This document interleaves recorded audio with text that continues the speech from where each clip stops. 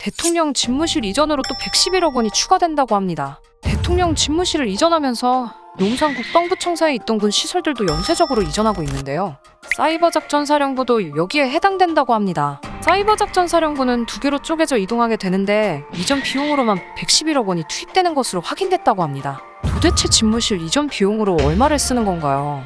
이 비용은 국방부와 행정안전부가 다른 목적으로 받아둔 예산의 일부를 전용하는 것으로 파악됐는데 장병생활관 등 새로 짓는 설계 예산도 여기 포함됐는데 국방부는 설계 계약 후 남은 예산이라고 해명했다고 합니다. 사이버작전사령부는 추후에 전용 청사를 추진하여 또 이동할 것으로 보이는데 비용은 아직 나오지 않았다고 합니다. 지금 경제위기 상황인데 이게 뭐하는 짓인지 모르겠습니다. 복지예산은 다 삭감하고 취임한 지 몇 달 됐다고 대통령 집무실 이전 비용으로만 혈세가 줄줄 새고 있습니다. 5년 동안 쓸데없는 것으로 얼마를 더 쓸지 무섭습니다. 또 대통령이 헬기로 이동할 때는 똑같은 모양의 헬기 여러 대가 동시에 뜨고 내려야 합니다. 경호나 안전을 위해 대통령이 어떤 헬기를 탔는지 모르게 하기 위해서인데요. 한남동 대통령 관저는 공간이 작아 한꺼번에 이착륙하기 어렵고 한 대만 가능하다고 합니다. 이에 대한 대책으로 외관이 똑같은 헬기 여러 대가 관저 상공에 대기하다 한 대씩 차례대로 이착륙하는 방식을 검토 중이라고 하는데요.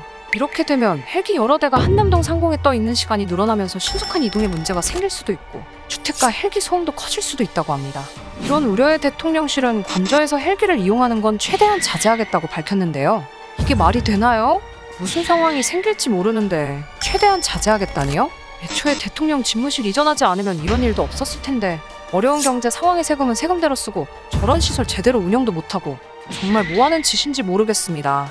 국가의 원수의 보안이나 경호가 저런 방안으로 가능할지도 의문입니다. 또 현재 관저는 임시라는 말이 있는데 신축하거나 이전하게 되면 또 비용이 얼마나 들지 걱정되네요.